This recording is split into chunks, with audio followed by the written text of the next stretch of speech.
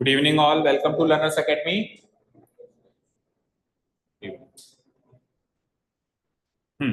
So question number 2 तक हम कर चुके हैं अभी तक सो फार, राइट? ओके, फटाफट से सक्षम का डाउट लेते हैं। सक्षम ने इस क्वेश्चन को डिफरेंटली ट्राई किया। देखो, हर एक पेयर ऑफ लीनियर इक्वेशंस को सॉल्व करने के, सब्स्टिट्यूशन मेथड से सॉल्व करने के हमारे पास 4 ऑप्शन बन जाते हैं। देखा जाए तो पहला ऑप्शन बनता है कि पहले ये इक्वेशन उठाओ, उसमें से x की वैल्यू निकाल के इसमें डाल दो। दूसरा ऑप्शन होता है कि इसी इक्वेशन को उठाओ लेकिन x की वैल्यू मत डालो, y की वैल्यू डाल के उठा के और इधर डाल दो। तीसरा ऑप्शन होता है इक्वेशन चेंज कर दो, ये वाली इक्वेशन उठाओ और इसमें से x की वैल्यू निकाल के उधर डाल दो। और चौथा ऑप्शन होता है सेम ये इक्वेशन में से y की वैल्यू निकाल के उधर डाल दो। 4 ऑप्शन में से ऑब्वियस बात है कि हम क्लास में एक ही ऑप्शन ट्राई करते हैं, उसी से सॉल्व करते हैं। चारों ऑप्शन एक एक क्वेश्चन में तो करने से रहे, बट इन 4 में से बचे हुए ऑप्शन आप घर पे ट्राई किया करो, जैसा कि इसने किया। तो बताओ आपने क्या ट्राई किया, कौन सी इक्वेशन उठाई और उसमें से किसकी वैल्यू निकाल के और किस में पुट अप करी? सेकंड वाली इक्वेशन उठाई गई है, फिर आगे बोलो। इसमें से x की वैल्यू निकाल के और उधर डालिए, राइट? x की value in terms of y निकाली आपने, ठीक है, फाइन। सो अगर मैं इसमें से x की value in terms of y निकाल रहा हूं, देखो भाई जरा, तो x की वैल्यू निकालने के लिए देखो क्या कर सकता हूं। पहले तो 6 को एलसीएम ले लिया होगा, तो 3 2 जा 6 2x, 2 3 जा 6 3y, ठीक है। एक बार ये वाला फैन ऑफ करना, देखें इससे कुछ फर्क पड़ता है क्या? 13/6, तो ये हमारा 6 से 6 हुआ कैंसिल्ड आउट, फाइन। तो क्या हो गया 2x plus 3y equal to 13, ये हुआ, कुछ फर्क नहीं पड़ा।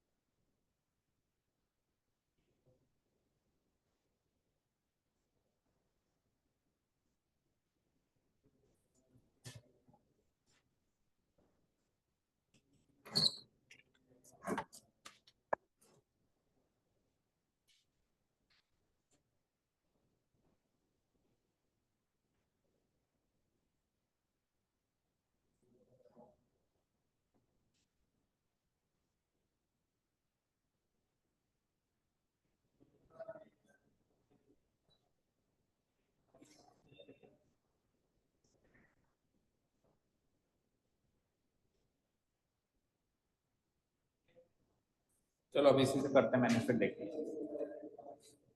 हाँ जी, चला लो जैसे fan. So it is like 2x plus 3y equal to 13। अब इसमें से x की वैल्यू निकाली, तो 3y को उधर भेजा, 13 माइनस 3y, तो x की वैल्यू 2 से डिवाइड भी करना पड़ेगा, डिवाइडेड बाय 2, ये आ गई। चेक करो यही आई है क्या? क्या अपॉन में 2 क्यों नहीं लिखा? 2x है ना।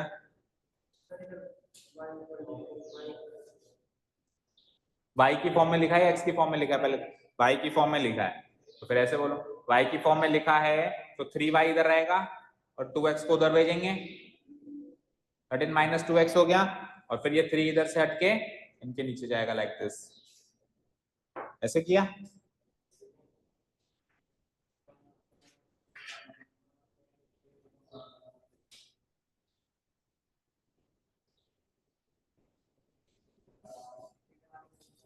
पहले वाले से किया, एक चीज डिसाइड करो ना। तो पहले वाले से किया है तो 13 minus what 3y divided by 2, ये। अब इसको किस में डाला आपने? इक्वेशन 1 से निकाला है तो इक्वेशन 2 में डालेंगे। इक्वेशन का क्या? एक मिनट, इक्वेशन कहां से निकाला था अपन ने, फर्स्ट से या सेकंड से? सेकंड से निकाला था ना, तो फर्स्ट में डालना पड़ेगा इसको। अब देखो इक्वेशन फर्स्ट में इसको डालने के लिए ये जो x की वैल्यू है इसको हम चाहें तो इसी फॉर्म में भी डाल सकते हैं, और नहीं तो पहले इस इक्वेशन को सिंप्लीफाई करो वही एलसीएम लेके। तो सिंप्लीफाई कर देते हैं, चलो सिंप्लीफाई करेंगे तो बताओ क्या बनेगा? वही एलसीएम 2 और 3 का क्या बनेगा? 6 एलसीएम बना, देन व्हाट 2 3 जा 6 होता है, तो 3 3 जा 9x, 3 2 जा 6 होता है तो 2 5 जा 10y इक्वल टू -2, ऐसे ही हुआ होगा। और 6 उधर जाके मल्टीप्लाई करवाया होगा -2 से, तो ये -12 हो गया होगा। 6 2 जा 12 होता है। ओके, इस इक्वेशन में आपने ये x की वैल्यू पुटअप कर दी इस जगह पे, राइट। चलो पुटअप करें। सो सबसे पहले क्या है वहां पे लिखा हुआ 9, हमने भी लिख दिया 9 इंटू x की वैल्यू लगा दें यहां से 13 - 3y whole divided by 2, fine. उसके बाद आओ फिर क्या है -10y, आखिरी में RHS में क्या है -12, ठीक है। अब ये 2 और 9 कट सकते हैं क्या? नहीं, तो नहीं कर सकते, तो मल्टीप्लाई करा दो। 9 × 13, 9 × 13 कितना होता है? 117, 117। और 9 × 3 कितना होता है? 27y divided by 2 -10y equal to -12। अब 2 को एलसीएम ले लो, 2 को एलसीएम ले लिया तो ये बन गया 117। ये तो सेम ही बनेगा 2, यहाँ पे तो ये 2 के नीचे, ये पूरी चीज 2 के ऊपर है तो ये एज इट इज आ जाएगी। और यहाँ पे कुछ नहीं है, मतलब 1 है, तो 2 से 10 मल्टीप्लाई होकर क्या बन जाएगा? 20y इक्वल टू RHS में क्या हो जाएगा? -12। अब ये 2 इधर मल्टीप्लाई हो जाएगा -12 से, क्या बनेगा? 117। इन दोनों को कर लो, सॉल्व कर लो। सो 27 और 20 कितने होते हैं? 47 माइनस का 47y इक्वल टू 2 से उसको मल्टीप्लाई करेंगे तो माइनस का 24, ठीक है, माइनस का 47y और ये 117 उधर जाएगा, राइट। तो -24 - 117 हो जाएगा। इन दोनों को सॉल्व करो, 117 में 24 जोड़ दो, माइनस का आंसर आएगा। बोलो क्या आएगा? 7 × 4 11, देन 4 141, ठीक है। इधर 47y है तो y की वैल्यू निकालने के लिए माइनस का 141 डिवाइडेड बाय माइनस का 47 हो जाएगा। माइनस से माइनस कैंसिल आउट हुआ और 47 से ये कितनी बार कटेगा? 3 बार कट जाएगा। करके देखो, 3 7 जा 21, रिमाइंडर 2, 3 4 जा 12 एंड 2 14। तो एक y की वैल्यू 3 आ गई। इस y की वैल्यू को 3 को वापस इधर पुट अप कर दो तो x की वैल्यू आ जाएगी। बोलो 13 - 3 × 3 डिवाइडेड बाय 2। सो 3 3 जा 9 होता है, 13 - 9 क्या हो जाता है? 4/2, 2। तो x की वैल्यू 2 आई है और y की वैल्यू 3 आई है। अब चेक कर लो कहां पे गलती करी है। एलसीएम ही गलत ले लिया था, एलसीएम लिया ही नहीं, ठीक है। अभी पकड़ में आ गई गलती। चले नेक्स्ट वर्ड प्रॉब्लम्स पे चलें। रेडी? मोनिका क्या हुआ? ठीक है, चलें वर्ड प्रॉब्लम्स पे। तो वर्ड प्रॉब्लम्स स्टार्ट करने से पहले वर्ड प्रॉब्लम्स को सॉल्व करने के लिए कुछ बेसिक रूल्स होते हैं, वो हमको लिखने हैं, ठीक है। उसके बाद फिर अपन ये वर्ड प्रॉब्लम से स्टार्ट करेंगे, ओके। आपको क्लास 9th में भी ये बेसिक रूल्स लिखाए गए थे, है ना? याद है क्या कि नहीं है?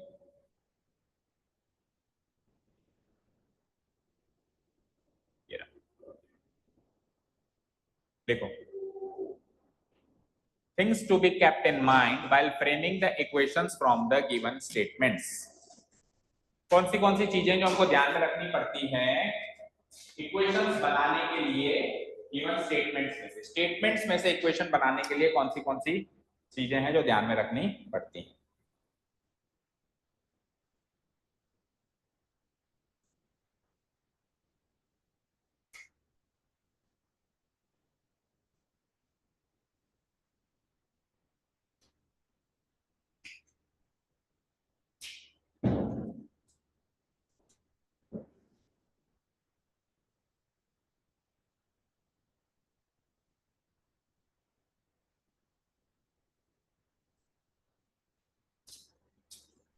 लिखा?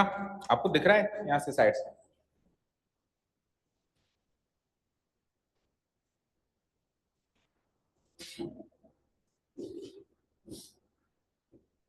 ठीक है, देखें।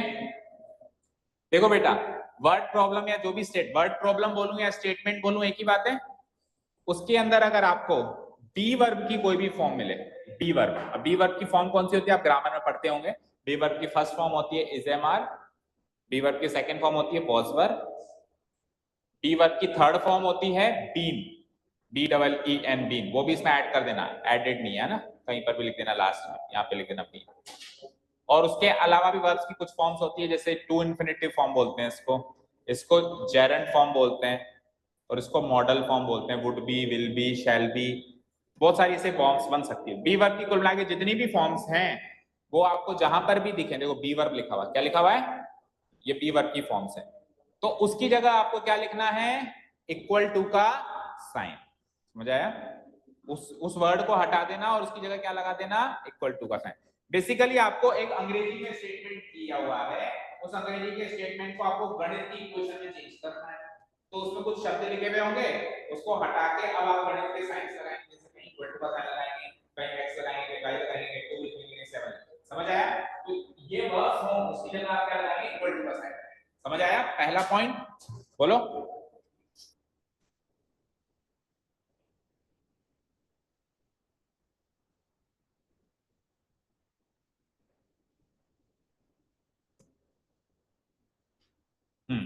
सेकंड है, अगर मोर देन या ग्रेटर देन लिखा हुआ है तब आपको उसकी जगह प्लस का साइन लगाना है।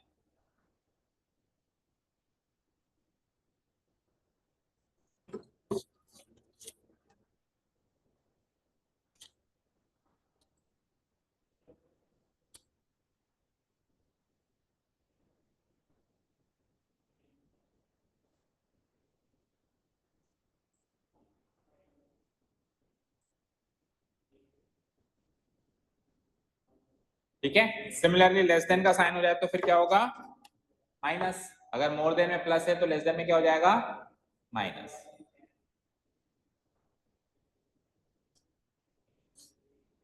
टाइम्स या फिर मल्टीप्लाई, टाइम्स या फिर ऑफ लिखा हुआ है तो उसकी जगह हम करते हैं मल्टीप्लाई, क्या कर देते हैं, मल्टीप्लाई। ये आपको 9th में भी लिखवाया था अगर आपको याद आ रहा है तो, क्योंकि इक्वेशंस का थोड़ा सा रोल आपने 9th में भी था, है ना। फिर आ जाओ, ट्वाइस लिखा हुआ है तो 2 से गुणा करना है, थ्राइस लिखा हुआ है तो 3 से गुणा करना है, वेरी इजी, करो नोट डाउन।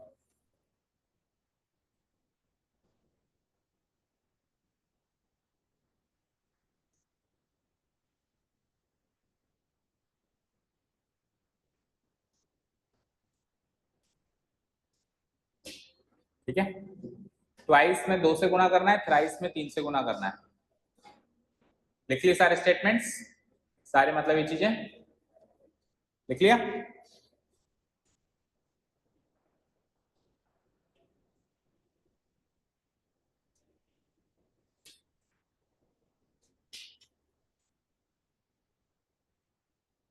ठीक है, चलें फिर क्वेश्चन पे चलें। अब इन सारी चीजों का ध्यान रखते हुए हमको क्या करना है, हमने लास्ट क्लास में डिस्कस किया था, पहले इक्वेशंस बनानी है फिर बना के उनको सॉल्व करना। तो लेट्स सी,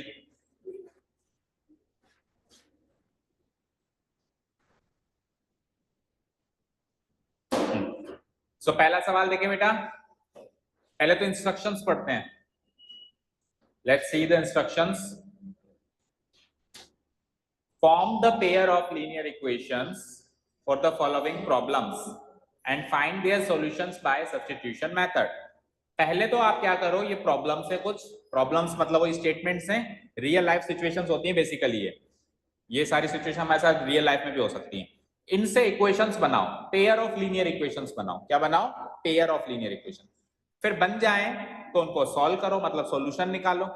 अब सॉल्यूशन निकालो तो निकालने के मेथड्स है हमारे पास, तो आपको कौन से मेथड से निकालना है, सब्स्टिट्यूशन मेथड। अब यहाँ पे एक चीज नोटिस करना, नोट करना जो मैं कह रहा हूँ, अभी ये एक्सरसाइज चल रही है सब्स्टिट्यूशन मेथड की, फिर हम अगला मेथड सीखेंगे एलिमिनेशन मेथड, तो ऑब्वियस बात है एक एक्सरसाइज मिलेगी एलिमिनेशन मेथड मिलेगी, एक एक्सरसाइज सब्स्टिट्यूशन मेथड की, एक एक्सरसाइज एलिमिनेशन मेथड।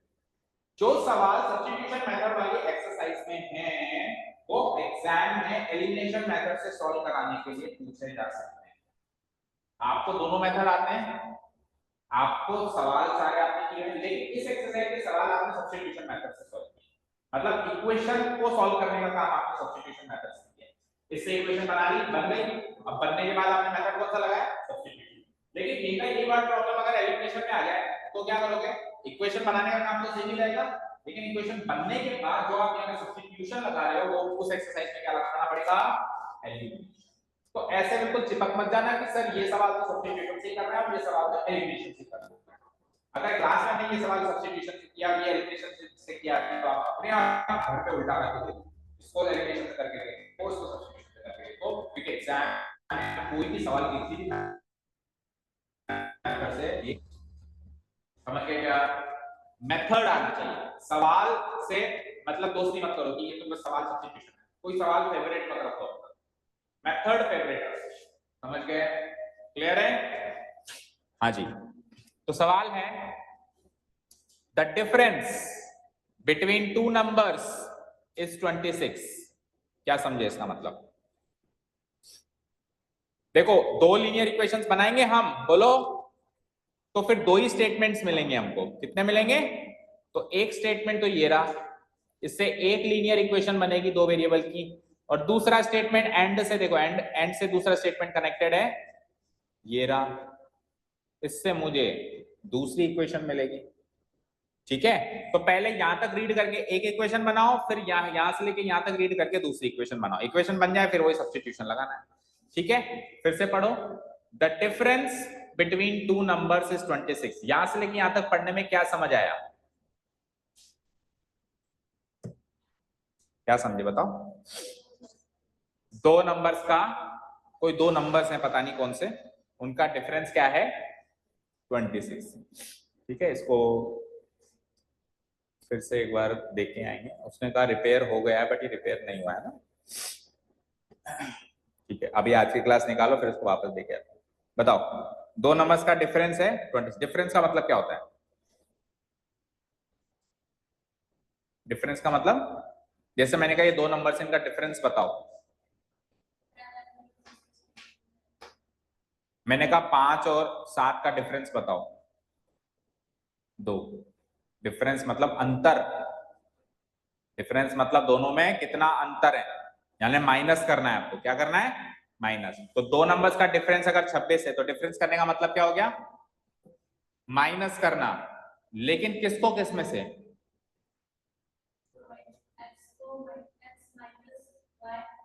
क्यों y माइनस एक्स क्यों नहीं कर सकते? तो फिर क्या करें? दो दो बार काम करें, एक बार x माइनस वाई से एक इक्वेशन बनाए, एक बार y माइनस एक्स से एक, दूसरी तो उससे बनेगी ना, एक ही स्टेटमेंट से तो थोड़ा बनेगी, दूसरी के लिए तो दूसरा स्टेटमेंट है ना बेटा। तो यानी कि x minus y minus x एक ही बात होती है, किसी से भी कर सकते हैं, तो उसका मतलब ये हो गया। फिर तो दोनों से आंसर भी सेम आना चाहिए, बट नहीं आएगा। x माइनस वाई रखेंगे तो अलग आएगा, y माइनस एक्स रखेंगे तो अलग आएगा। बताओ मोनिका, डिफरेंस का मतलब? हमेशा सेकंड को फर्स्ट में से करेंगे। क्यों फर्स्ट को सेकंड में से क्यों नहीं कर सकते? मुझे बताओ। चलो इधर देखो, स्क्रीन पे, स्क्रीन पे देखो, स्क्रीन पे 7 और 5 का डिफरेंस कितना बताओगे आप? The difference of 7 and 5 is 2। और 5 और 7 का कितना बताओगे? -2 बताओगे या 2 बताओगे? 2 ही बताओगे। तो डिफरेंस तो दोनों का 2 है। तो इसमें तो आपने दूसरे को पहले से घटाया, और इसमें पहले को दूसरे से घटाया। तो क्या किया आपने दोनों ही केसेस में? बड़े में से छोटे को घटाया। तो डिफरेंस का मतलब घटाना तो होता है, पर किसको किस में से? बड़े में से छोटे को घटाने को डिफरेंस कहते हैं। समझ आया? ओके। डिफरेंस का मीनिंग क्या? आज से कोई पूछेगा डिफरेंस का मीनिंग, तो आप क्या कहोगे? Subtracting the smaller number from the larger number. Smaller को लार्जर से घटाने से जो आंसर आता है उसको डिफरेंस बोलते हैं। Is this thing clear to each and everyone? Okay. तो ऑब्वियस बात है, दो नंबर्स का डिफरेंस अगर 26 है, तो मुझे उसमें से दो नंबर्स जो मान्य होंगे। अच्छा, एक हिंट और लो। इस चैप्टर में, चैप्टर नंबर 3 में 99% सवाल ऐसे हैं जिसमें जो पूछा जा रहा है फाइनली वही एक्स और वाई मानना है। तो क्या पूछा जा रहा है कि दो नंबर्स का डिफरेंस 26 है, उसमें से एक नंबर दूसरे नंबर का 3 गुना है, फाइंड देम, उन नंबर्स को पता करो। क्या पता करना है आपको? वो नंबर्स। तो आप इन दोनों नंबर्स को 100 मान लो। किसी क्वेश्चन में दो लोगों की एज पूछी है, तो उन दोनों की एज को 100 मानो। मान लो जैसे तीसरा क्वेश्चन में कॉस्ट पूछी है, find the cost of bat and ball, तो बैट की कॉस्ट को x और बॉल की कॉस्ट को y। तो जो पूछा जाए वही एक्स और वाई मानो 99% सवाल होगा। ये हमारे लिए प्लस पॉइंट है, ये हमारे लिए बढ़िया बात है। जो पूछे उसी को एक्स और वाई मानना है, सिंपल सिंपल। तो यहाँ पे दो नंबर्स को हमने एक्स और वाई माना, लेकिन क्योंकि डिफरेंस की बात हो रही है तो हमको ये मानना पड़ेगा, ये स्पेसिफाई करना पड़ेगा कि एक्स और वाई में बड़ा या छोटा हो। क्योंकि अगर एक्स बड़ा है तो डिफरेंस एक्स माइनस वाई है, और वाई बड़ा है तो डिफरेंस वाई माइनस एक्स। और एक बार आपने एक्स को बड़ा मान लिया तो पूरे इक्वेशन में एक्स को बड़ा मानना है, और एक बार अगर आपने वाई को बड़ा मान लिया तो पूरे इक्वेशन में वाई को बड़ा मानना है। चेंज नहीं कर सकते बीच में। ओके, एक्स को बड़ा मान लेते हैं और वाई को छोटा मान लेते हैं, तो बड़े में से छोटा घटाना मतलब एक्स माइनस वाई मेरा डिफरेंस। डन। चलो तो पहली स्टेप लिखेंगे हम, जब अपन एक्स और वाई को कुछ मानेंगे तब अपन उसको लिखेंगे लेट। लेट का मतलब होता है मानना, ठीक है। Late the larger number, let the larger number be x and the smaller number be y. Larger number be x and smaller number be y. Full stop.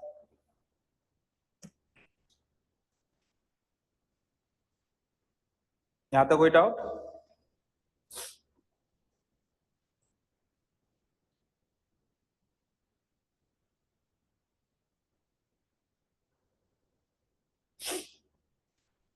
ठीक है, लार्जर नंबर को x माना, स्मॉलर नंबर को y माना। अब statement number 1 क्या given है उसको लिखेंगे और वहां से इक्वेशन बनाएंगे, ठीक है।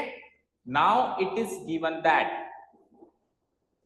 Now it is given that, अब क्या गिवन है उसको कॉपी पेस्ट करेंगे। क्या गिवन है साहब? हमको गिवन है the difference between the two numbers is 26, ठीक है। Now it is given that the difference of the two numbers is 26। ये गिवन है, बताओ जी ये गिवन है कि नहीं है?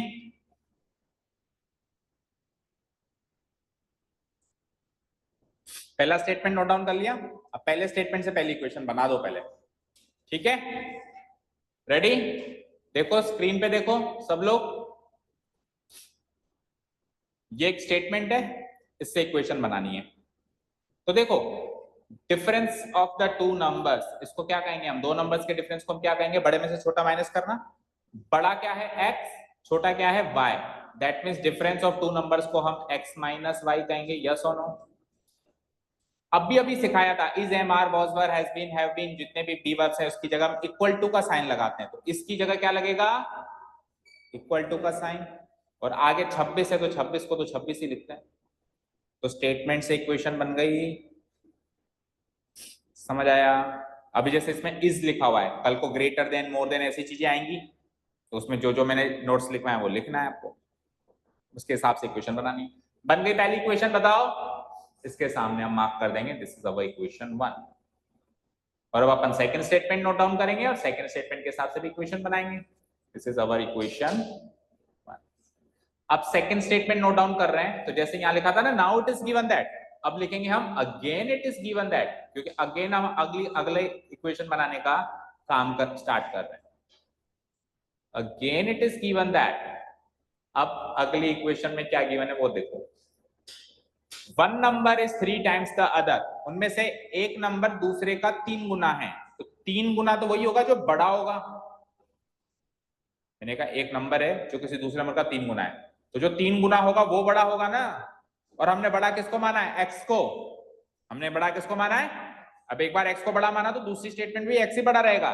तो जो 1 नंबर है उसकी जगह तो आ जाएगा x, उसकी जगह क्या आ जाएगा? x। ये नोट हो गया क्या सबका? डिलीट हो गया, चलो कोई नहीं, आपने नोट डाउन कर लिया है ना? बोलो हाँ, तो फिर से आओ। तो जो 1 नंबर है उसकी जगह क्या आ जाएगा? x। तो 1 नंबर की जगह अगर मैं x को रिप्लेस करूं, देखो इमेजिन करो, और जो अदर नंबर है उसकी जगह किसको रिप्लेस करूं? y को। तो अब ये स्टेटमेंट क्या बन गया? x is 3 times y। क्या बन गया? x, देखो x की जगह x, इसकी जगह अभी बताया इक्वल टू का टाइम साइन 3, 3 का मतलब तो 3, और टाइम्स के लिए गुणा लिख रहा है, देखो चेक कर लो जैसे नोट्स में अभी अभी लिखा है, टाइम्स की जगह क्या लगाते हैं, टाइम्स या ऑफ की जगह गुणा लगाते हैं, फिर क्या है y, और 3 इंटू वाई क्या बनता है 3y, और 3y को इधर बुला लो तो क्या बनेगा -3y, फिर RHS में कुछ नहीं बचा और ये हमारी इक्वेशन बन जाएगी। समझ आया क्या, अच्छे से समझ आया? ओके, अब लिखो, ये तो समझाने वाली बात थी, अब लिखो। तो क्या लिखा हमने, again it is given that, पिछला वाला डिलीट हो गया पर मैं यहीं से नोट डाउन कर रहा हूं, again it is given that, देखा, the larger number is 3 times the smaller, the larger number is 3 times the smaller। ये आपको वीडियो में ऐसे फ्लक्चुएटेड नहीं दिखेगा ना, तो अगर कुछ रह जाए तो वीडियो से एक बार कंफर्म कर लेना, ये कुछ स्क्रीन की प्रॉब्लम है, अभी देखेंगे है ना। The larger number is 3 times the smaller. तो बताओ लार्जर नंबर, यहां से लिखे, देखो फिर से स्टेटमेंट बना रहा हूं मैं, लार्जर नंबर की जगह लिख दूंगा x, इसकी जगह लिख दूंगा इक्वल टू, 3 की जगह 3 लिखूंगा, टाइम्स की जगह गुणा लिखूंगा, स्मॉलर की जगह y लिखूंगा। तो एक एक शब्द तोड़ तोड़ के अपने इक्वेशन बनाइए, ठीक है, डन। तो इसको मैं इंप्लाइज नेक्स्ट स्टेप में क्या लिख सकता हूं, x इक्वल टू 3y। समझ आया, यहां तक नोट डाउन हो गया?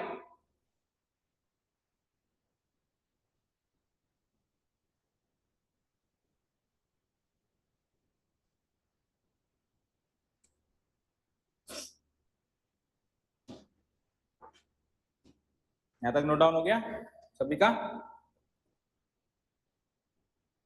अब सुनिए ध्यान से जो मैं कह रहा हूं, लिखना मत, पहले सुनना। लिखिए यहां तक। अब अगर स्टैंडर्ड फॉर्म की बात करें तो लीनियर इक्वेशन इन 2 वेरिएबल की स्टैंडर्ड फॉर्म क्या होती है, जिसमें RHS में 0 होता है। तो इस इक्वेशन को फर्दर अगर हम स्टैंडर्ड फॉर्म में कन्वर्ट करेंगे तो ये x और +3y इधर आके -3y और इक्वल टू 0, ये बनेगी मेरी इक्वेशन, राइट? ये बननी चाहिए कायदे से, ठीक है। बट मेरी बात सुनो, ये इक्वेशन बन गई सपोज करो, बनने के बाद क्या करना था हमको, सब्स्टिट्यूशन मेथड से सॉल्व करना था। सब्स्टिट्यूशन मेथड में हम क्या करते, क्या है,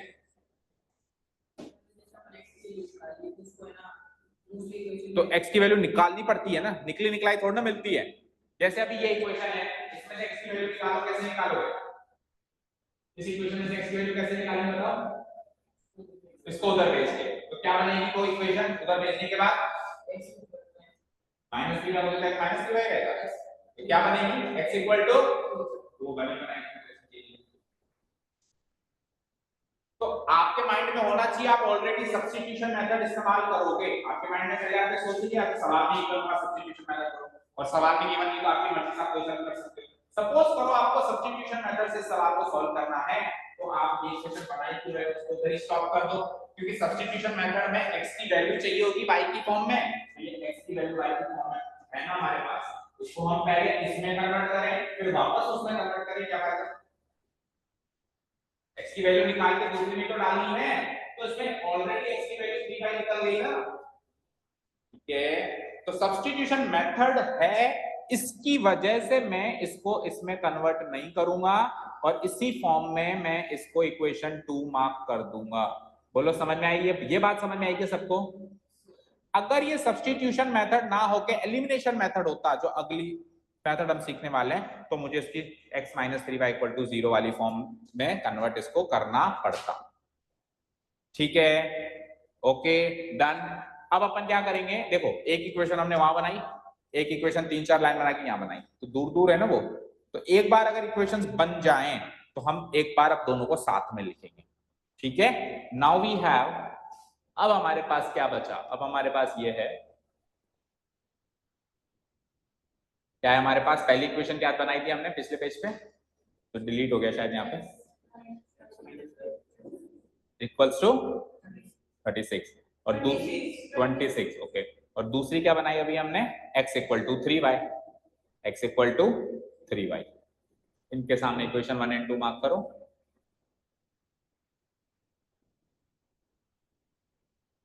मिल गई दो इक्वेशंस। इसके बाद का काम तो वही करना है जो ऊपर 6 क्वेश्चंस में करके आए। एक्स की वैल्यू निकाल के दूसरे में डालनी है, और इस बार तो एक्स की वैल्यू भी निकलाई मिल गई, तो वो भी नहीं निकालनी, बस डालने का काम करना है। मतलब एक्सट्रैक्ट करने का काम ऑलरेडी हो गया, आपको बस पुट अप करने का काम करना है। तो सीधे ही हम वो स्टेटमेंट लिख देंगे, substituting x equal to 3y from equation 2 to equation 1। ठीक है, नाउ सब्स्टिट्यूटिंग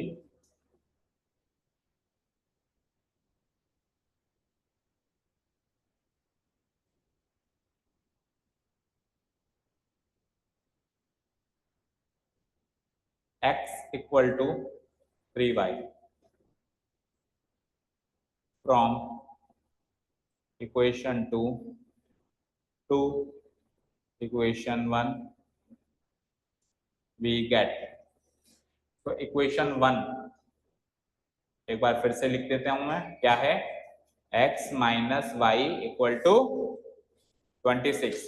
इसमें x की वैल्यू 3y पुट अप कर दूं मैं, तो x की जगह सब्स्टिट्यूट किसको कर दिया मैंने, 3y को, और आगे माइनस वाई ऑलरेडी था, तो पूरी इक्वेशन वही जैसे हम कर रहे थे पीछे इक्वेशन y में चली गई। What is 3y minus y, 2y equal to 26। Space नहीं यहाँ पे कर रहा हूँ, इम्प्लाइज, तो y की वैल्यू क्या आ जाती है, 2 से डिवाइड करा दूं मैं इसको, 26/2 equal to 13।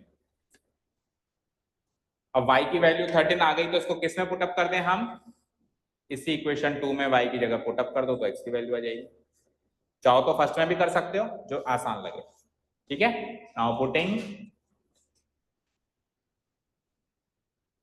Now putting y equal to, बोलो क्या था, 13,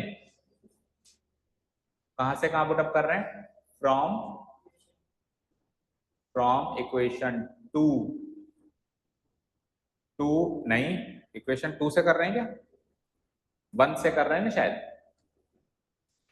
इक्वेशन 1 से निकाली ना बेटा हमने थर्ड ये वैल्यू, तो 1 से 2 में कर रहे हैं, इसमें पुटअप कर रहे हैं ना, तो फ्रॉम इक्वेशन 1 टू इक्वेशन 2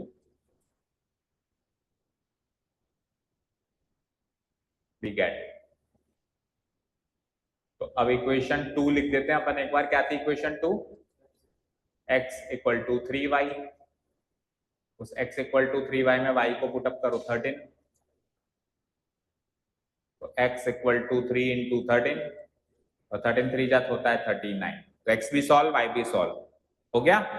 अब हमारा सवाल क्या था, फाइंड द नंबर्स, हमने अभी क्या निकाला है, x और y, तो x और y उसने कहा था कि x और y निकालो, x और y तो हमारे मनगढ़ंत कहानियां हैं, हमने माना है किसी को x और हमने माना है किसी को y, तो अगर हम यहीं पे स्टॉप कर देंगे, ये लो साहब x ये है y है, तो वो आंसर माना जाएगा क्या, उसने कहा कि x और y निकालो, x तो आपने मान लिया, उसने थोड़ा कहा मान, तो अब अपने को उसी की भाषा में जवाब देना पड़ेगा जिस भाषा में उसने सवाल पूछा है। उसने कहा फाइंड द नंबर्स, तो अपने को नंबर्स क्या है ये बताना पड़ेगा। ठीक है, कैसे, hence the required numbers are,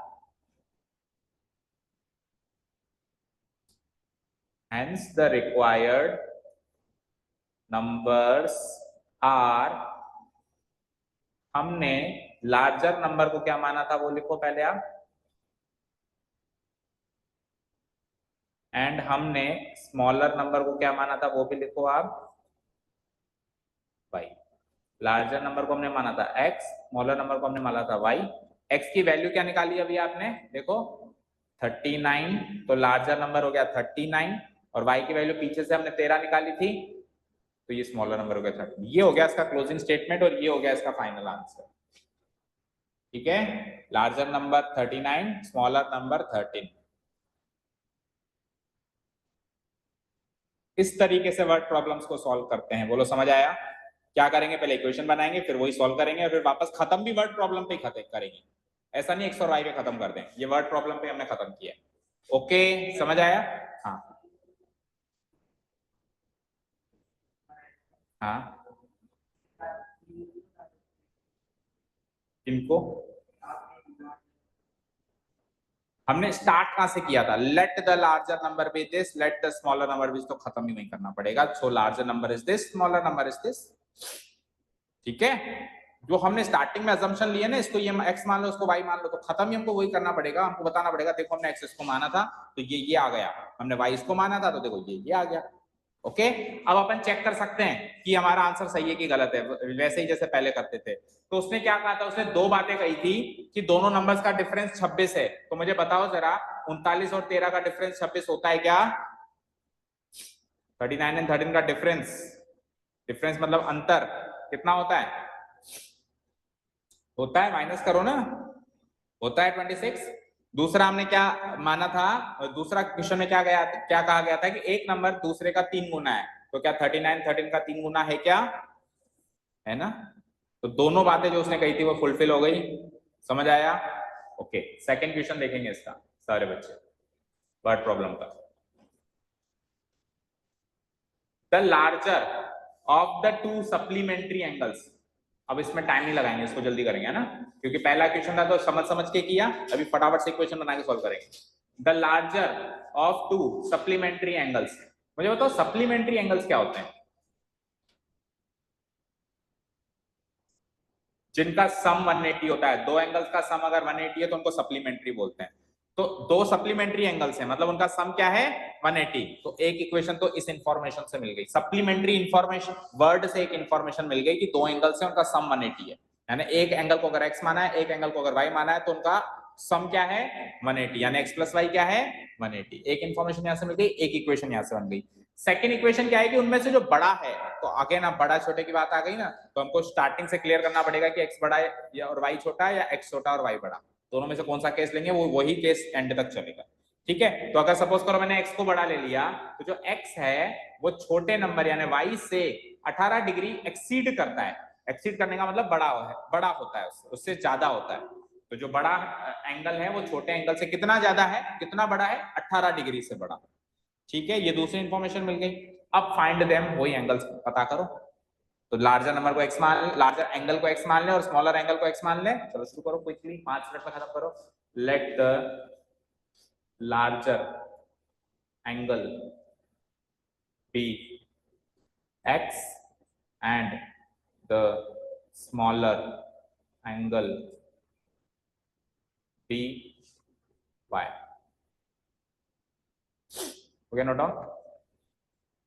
चलो जी, अब पहली इंफॉर्मेशन क्या है कि वो दोनों एंगल सप्लीमेंट्री हैं। पहली इंफॉर्मेशन क्या है कि वो दोनों angles supplementary. Now it is given that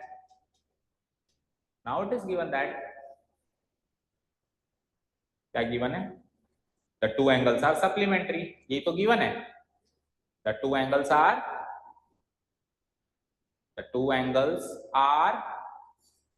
supplementary. ठीक है, दैट इज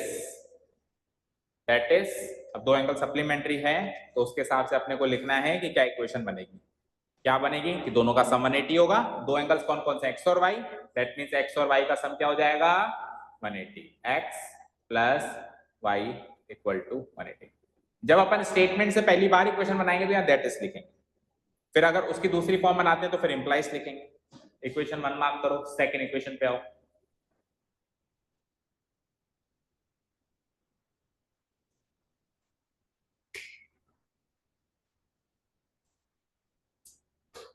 ठीक है, सेकेंड इंफॉर्मेशन पे आओ।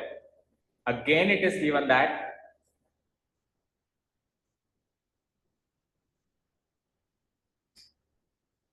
अब सेकेंड इंफॉर्मेशन ध्यान से पढ़ना। सेकेंड इंफॉर्मेशन को पहले तो एज इट इज लिख लो। क्या लिखा हुआ है कि larger angle exceeds smaller angle by 18 degree, ये लिखा हुआ है। ऐसे लिख देखो, पेस्ट मारो। द लार्जर एंगल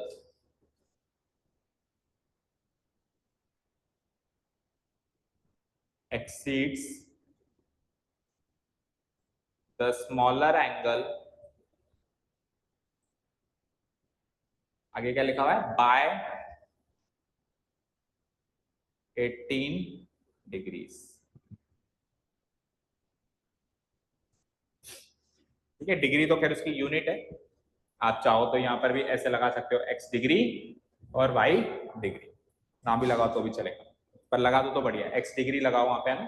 यहाँ पे आपने अजम्पशन किया है ना, वहां पे आप x डिग्री और y डिग्री लिखो, x डिग्री y डिग्री, ठीक है। तो यहाँ पे 18 डिग्री हो गया, यहाँ तक क्लियर है, यहाँ पे 180 डिग्री लगा, ठीक है, यहाँ तक क्लियर है। अब देखो इस स्टेटमेंट की इक्वेशन कैसे बनेगी, ध्यान से देखना। अब जब भी स्टेटमेंट में एक्सीड लिखा हुआ हो तो उसके साथ बाय जरूर आएगा, ठीक है। एक्सीड लिखा हो तो क्या आएगा, बाय। आपको एक्सीड की जगह बराबर का साइन लगाना है और बाय की जगह आपको प्लस का साइन लगाना है। बोलो याद हुआ।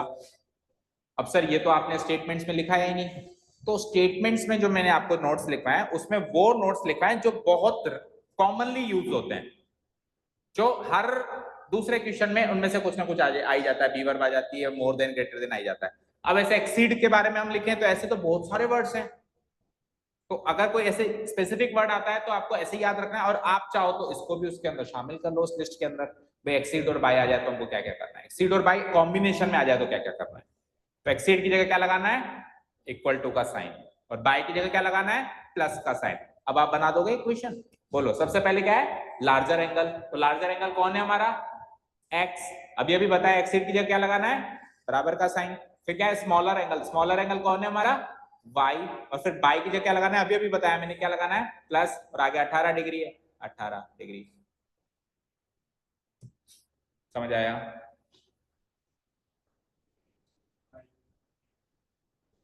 देखो एक्सीड्स अभी अभी स्टार्ट करते मैंने क्या कहा, बाई के साथ आएगा, आएगा इसके साथ। भाई अगर कोई किसी से ज्यादा है तो बताना पड़ेगा ना कितना ज्यादा है। अगर मैं बताऊं नहीं कितना ज्यादा है तो इक्वेशन कैसे बनेगी, ठीक है। तो एक्सीड्स बाय के साथ कॉम्बिनेशन में आएगा, ठीक है, क्लियर। देखो सिंपल सा लॉजिक है, x एक्सीड का मतलब है ज्यादा ज्यादा, x y से 18 डिग्री से ज्यादा, तो y में 18 डिग्री बोलना तो x बनेगा, कॉमन सेंस है। मान लो मेरे पास आपसे 18 रुपए ज्यादा है, तो आपके रुपए में 18 रुपए जोड़ो तो मेरे बराबर के रुपए हो जाएंगे। उसी तरीके से x के पास y से 18 रुपए ज्यादा है, y को 18 अगर और दे दें उसके पास उसके बाद एग्जैक्टली बराबर रुपए हो गए या बराबर डिग्री हो गए। समझ आया। ऐसे याद रख लो, नहीं तो ये फिक्स रूल से याद कर लो, ऐसे की जगह पर y की जगह प्लस। बन गई दो इक्वेशन। अब अगेन अगेन मुझे बताओ सारे बच्चे सोच के कि y को इधर बुलाऊं और 18 को उधर रहने दूं, या एज इट इज ही छोड़ दूं उसको, इसी को इक्वेशन मान लूं।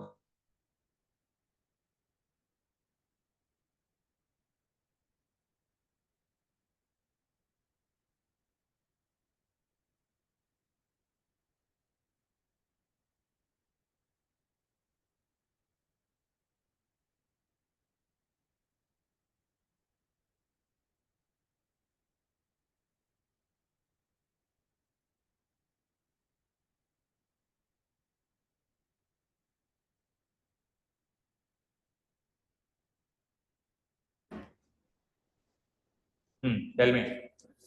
x equal to y plus 18 को ही इक्वेशन 2 मान लें, या अगली स्टेप में पहले y को इधर बुलाएं और x y इधर आके माइनस वाई हो जाएगा, x माइनस वाई इसको 18 x minus y equal to 18 इसको इक्वेशन 2 माने, या उसी वाले फॉर्म को मान लें। बताओ क्या करें, पहले वाली कोई इसको माने।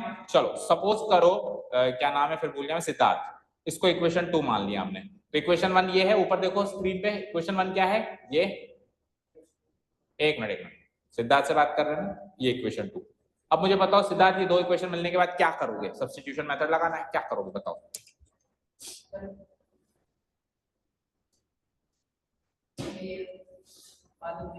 बाद में वही बनेगी। आप क्या करोगे बोलो, पूर्णिमा क्या करोगे, दो इक्वेशंस मिल गई, अब क्या करते हैं अपन सब्स्टिट्यूशन, क्या करते हैं सब्स्टिट्यूशन मेथड लगाते हैं, तो अपन क्या करते हैं इक्वेशंस के साथ, किसको किसमें से पुटिंग करते हैं, बेटा क्लियर बताओ, प्रिसाइजली बताओ।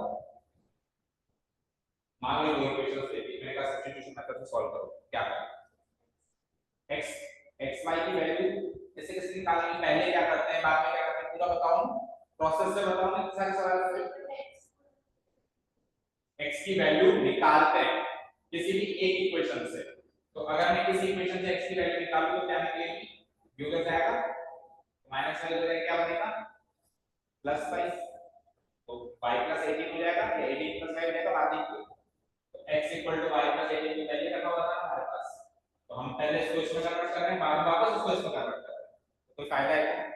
अभी क्या बताया मैंने आपको, सब्स्टिट्यूशन मेथड में मुझे x या y में से कोई एक जना आइसोलेटेड चाहिए, जैसे x की वैल्यू y के फॉर्म में चाहिए या फिर y की वैल्यू x के फॉर्म में चाहिए, और जो भी वैल्यू मिले उसको फिर दूसरी इक्वेशन में पुट अप करना है। तो ये x ऑलरेडी आइसोलेटेड मिल तो गया था इक्वेशन 2 में, तो हमने y को इसको बुला के इसको नॉन आइसोलेट कर दिया, अब वापस फिर आइसोलेट करने जाना है। ठीक है भाई, हमको x को अकेला छोड़ना था, हमको अकेला मिल गया, तो पहले तो हमने किसी को भेज दिया, ये तो अकेला है, तू दूसरी तरफ चल जाए, फिर याद आ गया उसको अकेला छोड़ना था, वापस बुला लिया, तो डबल मेहनत हो गई ना। सब्स्टिट्यूशन मेथड में आपको x या y में से किसी एक को आइसोलेट करना है, ऑलरेडी अगर आइसोलेटेड मिल जाए तो उल्टा काम आसान हो गया, इसको यहीं पे छोड़ो, इसी को इक्वेशन 2 मान, समझ गए क्या? ओके, सो ये काम नहीं करेंगे, इसको यहीं पे स्टॉप करेंगे, and this is our equation 2। अब दोनों इक्वेशन साथ में लिखो और सॉल्व करो। Now we have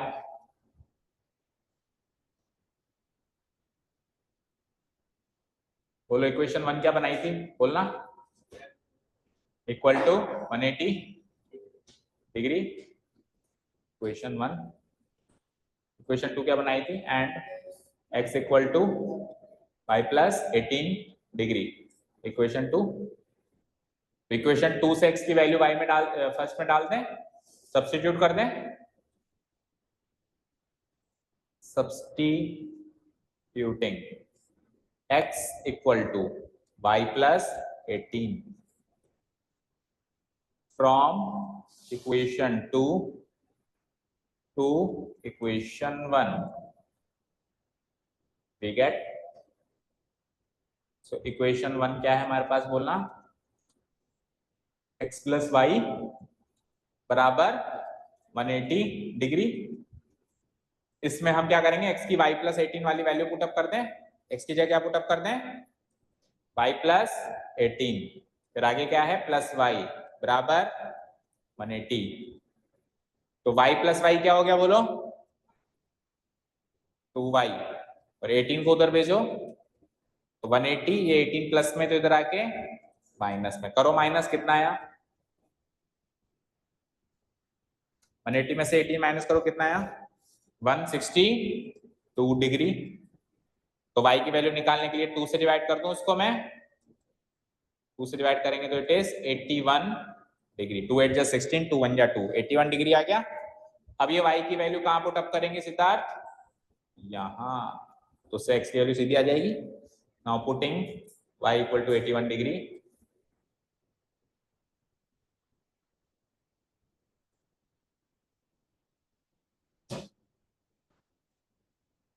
in equation 2 we get, equation 2 लिख देते हैं एक बार, क्या है equation 2, x equal to y plus 18 degree, तो y की जगह क्या पुटअप कर दिया अपन ने, 81 डिग्री, उसके आगे प्लस 18 डिग्री करना है, इनको जोड़ेंगे तो क्या बनेगा, 8 और 1 9, 8 और 1 9, 99 डिग्री बन जाएगा, राइट। तो y की वैल्यू क्या आ गई है, सॉरी x की वैल्यू क्या आ गई, 99 डिग्री, y की वैल्यू क्या थी पहले, 81 डिग्री, x की वैल्यू क्या आ गई, 99 डिग्री, मिल गए दोनों एंगल्स। क्लोजिंग स्टेटमेंट क्या होगा, ऊपर लिख देता हूं, hence the required two angles are